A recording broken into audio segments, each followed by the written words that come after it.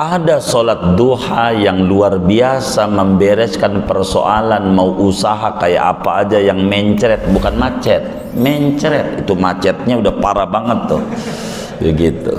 Ini biar kita bangkit, sholat duha jangan putus 40 hari. 40 hari. Tapi 4 rakaat. Kalau putus gagal. 4 rakaat. Habis salam dari 4, baca surat Wadduha 40 kali. Jangan enggak, 40 kali. Jangan enggak tuh, 40 kali. Baca surat duha. Jangan gini, Wadduha, Wadduha, Wadduha. Bukan. Biasa sampai wa amma bi ni'mati rabbika fahadits. Begitu. 40 kali. Udah 40 nih, udah 40, ditutup doa begini. Allahumma ya ghaniyyu ya mughni, aghnini ghinan, la akhafu ba'dahu faqran, wahdini fa inni dhal, wa 'allimni fa inni jahil. Wah, berkah udah. Tutup sama itu tuh. 3 kali aja. Jangan enggak, syukur-syukur 7 kali baca. Baru doa yang saudara baca, Allahumma inna duha'a duha'uka wal baha'a, baru tutup. Baca itu dulu. Ini dahsyat wadduha. Begitu. Waktunya tetap kalau bisa. Saudara bisa jam 8, jam 8. Begitu, jam 8. Ini masalahnya udah yang nelpon udah banyak nih, masalah rumah yang jual, biarin dulu. Ini cuma nanya-nanya doang, belum serius. Terusin wirid, tar dulu. Emang ngajuin proposal tuh begitu, jangan keganggu. Jangan, kerjain. Dapat 39 hari. Ada aja teman kita ngajak jalan-jalan lagi, kagak keburu duha, gagal. Besok 1 lagi, ya 0 lagi. Nggak bisa, emang 40 nggak boleh, enggak 40 hari. Jangan putus, lihat aja hasilnya. Kalau kayak begitu 40 dan putus begitu, 40 hari begitu beres. Kawan-kawan kita miliaran, dia punya persoalan, pada akhirnya Allah kasih jalan, Allah ijabat. Itu terserah Allah. Jangan batasi kemurahan Allah dengan payahnya otak kita. Jangan. Kita ini hamba yang lemah, tangis ya Allah. Saya tuh baca doa begitu, Allahumma ya ghani ya mughni, wahai Tuhan yang kaya raya, yang memberi kekayaan kepada hambanya, hatta yang tidak nyembah sama Engkau ya Rob, Kau kasih kaya juga. Sampai apartemen tinggi-tinggi, nyembah juga kagak sama Allah. Begitu. Itulah Allah memberi kekayaan. Aghnini, berikan kami kecukupan rezeki. Ghinan, dengan kekayaan, la akhafu ba'da faqran, yang aku enggak takut susah sesudahnya. Enggak takut susah. Wahdini fa inni dhal, berikan hidayah kepadaku, saya ini tersesat jalan untuk dekat denganmu dan Rasulmu. Wa alimni, beri saya ilmu ya Rabb, fa inni jahil, saya ini bodoh, kasih ilmu. Begitu sama Allah, ini penting.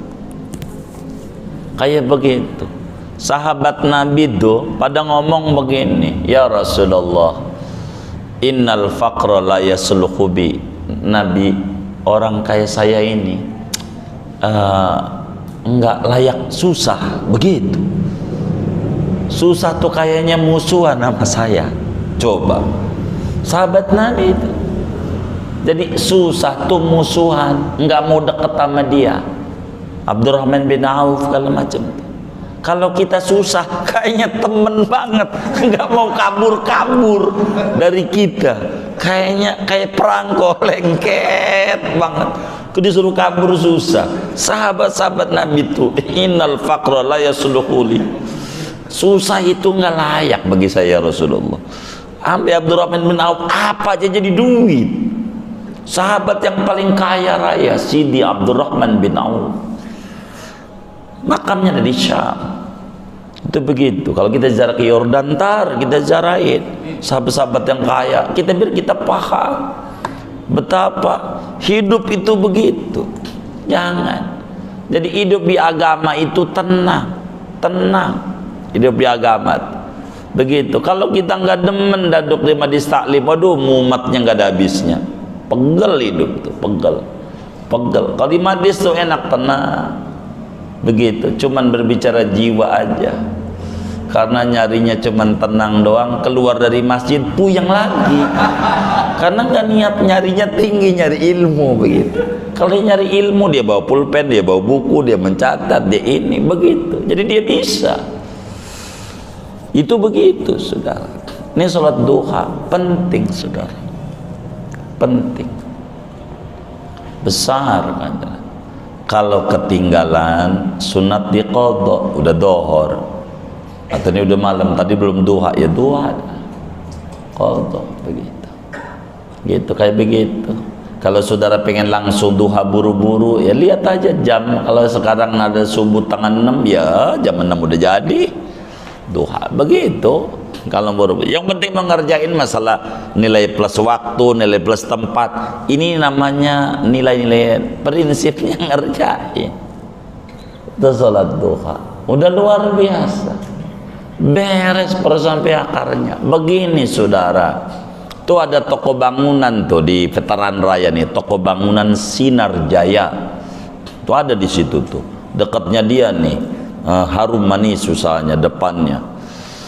Kalau toko bangunan Sinar Jaya kita gembok tuh dari dia, jangan nyari gemboknya di Pasar Bayoran, kuncinya jangan, enggak nemu. Kalau gemboknya dari dia, toko bangunan A nih gemboknya, carilah kuncinya ke toko bangunan A lagi, jangan toko bangunan B, enggak nemu. Kalau problem hidup itu Anda yakini asalnya hakikatnya dari Allah, maka nyarinya ke Allah lagi. Tangis ya Allah, nggak ada yang nggak beres persoalan. Kita jangan keganggu dengan orang-orang duduk yang serius, duduk sebisa kita, nggak bisa duduk begitu, duduk banyakin. Minimal nih dengan sholat duha nih, Anda tidak kaya di dunia, dikasih kaya batin, ketenangan jiwa, itu udah luar biasa. Kenapa luar biasa? Begini saudara, begini hal yang paling penting untuk dicatat oleh otak dan hati kita. Ada orang sholat kagak, boro duha mali waktu juga kaya raya, apartemen punya, rumah di mana-mana dia punya di komplek. Lalu kemudian di akhirat masuk neraka. Menurut saya nih, enggak menurut agama, menurut saya masih mending andai masuk neraka, masih mending. Kenapa? Udah ngalamin seneng di dunianya, apartemen punya, mau jalan-jalan kemana aja gampang, yang duitnya banyak dia, tiket ada, ini ada, hotel di puncak punya, udah ngalamin seneng. Lah kita di dunia tinggal di petakan kecil begitu, ibadah kagak, duha kagak, lalu masuk neraka, ya cilaka 12. Di akhirat sengsara, di dunia udah sengsara. Ampe malaikat mungkar nakir aja orang model begini nih bingung, mungkar nakir dikubur. Kata mungkar nakir, Udin. Kalau namanya Udin, gua gebuk, sianan gua malu. Di dunia udah sengsara, masih ya dikubur sengsara juga, sianan kamu. Tapi enggak gua gebuk, gua doraka sama Tuhan. Begitu, emang lu salah, gua digebuk. Kalau gua pikir-pikir, apa sianan nama lu apa nurut sama Tuhan ya? menurut apa Tuhan aja gebuk juga. Begitu, daripada kita nggak udah ibadah, urusan kaya urusan Allah dah, urusan kaya, yang penting kita ibadah cukup. Lihatlah kakek nenek kita, biar kata rumahnya kecil, anak kayak biji tasbih 33 bisa keurusan. Apa enggak cukup itu? Kerjain ibadah, kerjain duha tuh, duha 4 tadi minimal, syukur-syukur kuat 12, 40 nih istiqomah 40 hari. Jangan 4 udah seminggu geliat warungnya mulai laris, dagang bubur lah, dagang apalah dia laris. Gua tambah juga nih 12 nih, besok 12, begitu besok 12, besoknya lagi masih punya saldo, masih punya saldo. Jadi besoknya kagak ngerjain, kan 8 udah 12, akhirnya nggak ngerjain, dikata masih punya saldo. Begitu enggak, 4 udah istiqomah. Terus kurang jangan, lebih boleh. Jangan dikata punya saldo, paham nggak punya saldo? Akhirnya nggak ngerjain karena punya, nah Allah punya saldo, rugi.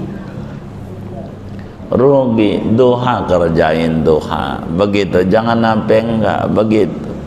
Emang ini luar biasa, begitu, luar biasa duha.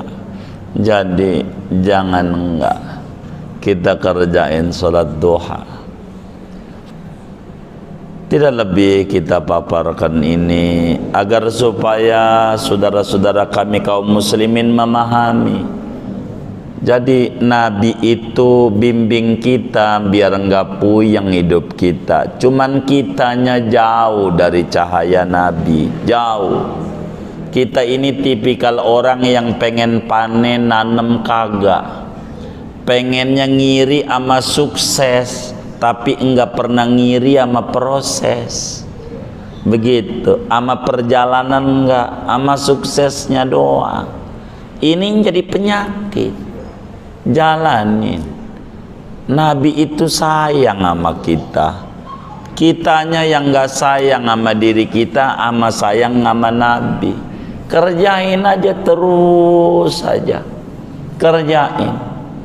Saya mau dongengin satu hal tentang sholat duha. Ini enggak 12, 8 kisahnya, kisah nyata. Sekarang orangnya nih sampai detik ini, sekarang nih jadi menteri posisinya, orangnya, anak buah dia.